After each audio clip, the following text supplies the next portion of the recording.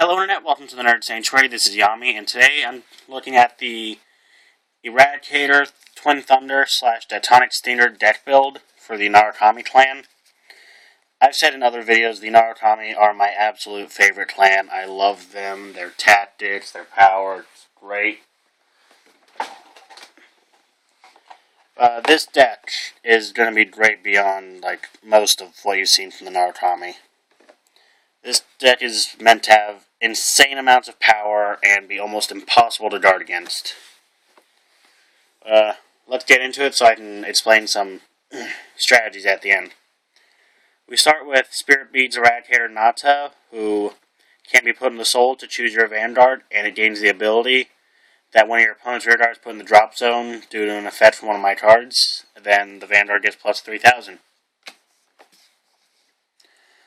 Following that, I run 8 critical triggers. I have 3 of the Ionization Eradicator because the deck type, Twin Thunder, will retire every single one of your rear guards, so you want some cards that their effects work when they're placed in the drop zone. Like Ionization Eradicator, when he's put in the drop zone from rear guard due to an effect from one of my cards, I get to load to the top 3, search for an Eradicator, reveal it to the opponent, put it in my hand, turn this card to the deck, and then shuffle it. But I have 3, I'd prefer to have 4, but I don't have a 4th, that's why I run this basic one. After that, 4 more basics. After that, we have 4 draw triggers. Really, the draws and heals, it doesn't matter as long as they're Eradicator cards. I have 4 of those, 4 heals, and moving on to the grade 1s, pretty much staple in every deck, you need 4 perfect cards. I have 4 of the Eradicator Wyvern Guard Gold, which again, this is an Eradicator deck build. There are a few exceptions, but almost every card will want to be Eradicator. After that, we have 4 of the Eradicator Demolition Dragon. His ability is from the rear guard, and when he attacks, as long as your Vanguard's an Eradicator, he goes up to a 10,000 attack. Very good to have, pretty much staple in every deck to have a 10k grade 1 and a 12 grade K2. Grade 2. Then we have 2 of the Rising Phoenix. It's a Soul Blast to 2 to draw 1 card. Have 2 of them in the deck to have some draw power, since you will be required to throw out a good amount of your hand for your grade 3's ability.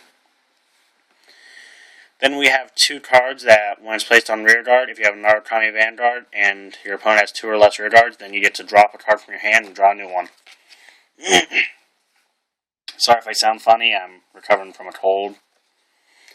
After that, we have 2 of the Assault Eradicator Psyche, whatever. And it is a Soul Blast 1 during your main phase when your opponent's rear guard is put in the front row is put in the drop zone. If you have a Vanguard with Eradicator, you get to choose a card from your damage zone, turn it face up. Pretty good. Honestly, a lot of your rear guard cards don't really matter that much because they're going to be retired by your grade 3 anyways. Starting off the grade 2s, we have 4 of the Eradicator Spark Rain Dragon. He is the 12k grade 2, and he is very good. Something to keep in mind, though, is you need to have an Eradicator Vanguard, which there are 2 cards in this deck that aren't Eradicators. There's 2 of the Rising Phoenix and then 4 of a grade 3. So something to keep in mind with this and Demolition Dragon. After that, we have 4 of the Undying Eradicator Shub. And his ability is he can't be retired by your card effects. So while the rest of your field will be nuked, this guy will survive. And also, you can Soul Blast an Eradicator when this unit attacks a Vanguard. And if you do, he gets plus 1,000 for each of all fighters' open rearguard spots. Very good. It's pretty much built to add a lot more pressure with this and how powerful your Vanguard's going to be. Following that, we have 3 of the Supreme Army Eradicators Wheaton. And he's to sort of offset the counterblast cost and build up the soul a little more for stuff like Shub and Rising Phoenix. But his skill is when his attack hits a Vanguard, if you have an Eradicator Vanguard, choose a card from your damage zone, turn it face up, and soul charge 1, and I run him at 3. That's it for the grade 2s. Now we're moving on to the grade 3s, and these two grade 3s, they are the best parts of this deck. Starting off with the Break Ride unit, we have 4 of the Detonix Dragon. He has an auto skill that when he's placed on Vanguard, Soul Blast 1, and if you do, both fighters choose one of their rear guards and retire it. Very good, but what we're looking at here is his Break Ride skill. When Narukami rides this unit, choose one of your Vanguards, it gets 10,000, and an auto skill that's Counterblast 1. When this unit attacks a Vanguard, if there are no rear guards in your opponent's front row, you may pay the cost. If you do, until the end of the battle, your opponent can't call grade 1 or greater cards from their hand to guard. And he gains the continuous skill that if there are no rear guards in your opponent's back row, this unit gets +1 critical. So, pretty much this card is very dependent on whatever rides on top of it, retiring everything else. And on to the main grade 3. Well, I guess they're both main grade 3s, but the card that you're going to want to break right on top of Detonix Stinger. We have 4 of the Eradicator Twin Thunder Dragon, and he has the auto skill that during your main phase, when your opponent's rear guard is put in the drop zone, this unit gets plus 3,000 till the end of the turn. His auto skill is the same as the starters, well, more or less. Both of them give 3,000 power. And he also has the Limit Break skill, which is an activated skill. That is Counterblast 2, choose 3 Eradicators from your hand and discard them to retire all rear guards of all fighters. Then if the number of cards retired by its effect is 3 or more, this unit gets +2 critical until the end of the turn. Now, that's not saying that if the number of your opponent's rear guards is 3 or more, that's just anything. So if you even have 3 rear guards that you get rid of for this skill, then this guy will gain the 2 critical. And because of his other skill that he'll gain 3,000, by his skill alone, that brings him up to, if your opponent has 5 rear guards, that brings him to 26,000 and 3 critical.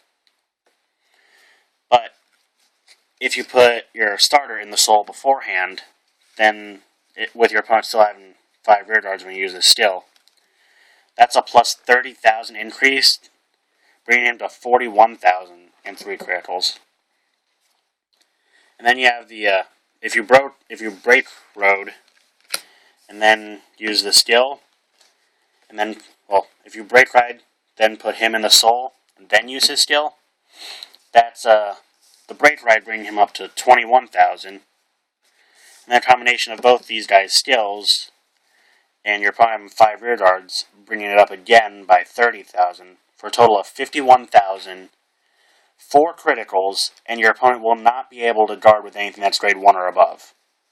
Which they'll be pretty hard pressed to have enough grade 0s or intercepts to be able to handle that power. Combined with the fact that you can use this guy's ability to Soul Blast, and he'll gain power. That'd be 1,000 for each of both people's open rear guards. So if that's 5 open rear guards on your opponent and 4 here, that's plus 9,000, bringing him up to 17,000 by himself. And you can always call something from your hand to support him. But this deck is amazingly powerful. I'm happy that it's a thing now. And as far as grade 4s go, I do recommend using some, for the simple fact that Triple Drive will make it easier for you to pay the discard cost for Twin Thunder. I use Cray Elementals because I don't really have that much in the way of Narukami stride units, but I have 2 Blizza, 1 Harmonix Messiah, 1 Atmos, and the rest actually are Narukami. I have 2 of the Lightning Dragon Knight Zorus, who, when his attack hits a Vanguard, your opponent chooses one of their rear guards, retires it, and you choose 2 cards from your opponent's drop zone and bind them face up. I also have 2 Conquering Supreme Dragon Conquest Dragon, with the once per turn skill that you choose a copy of this card that's face down in your G zone, turn it face up.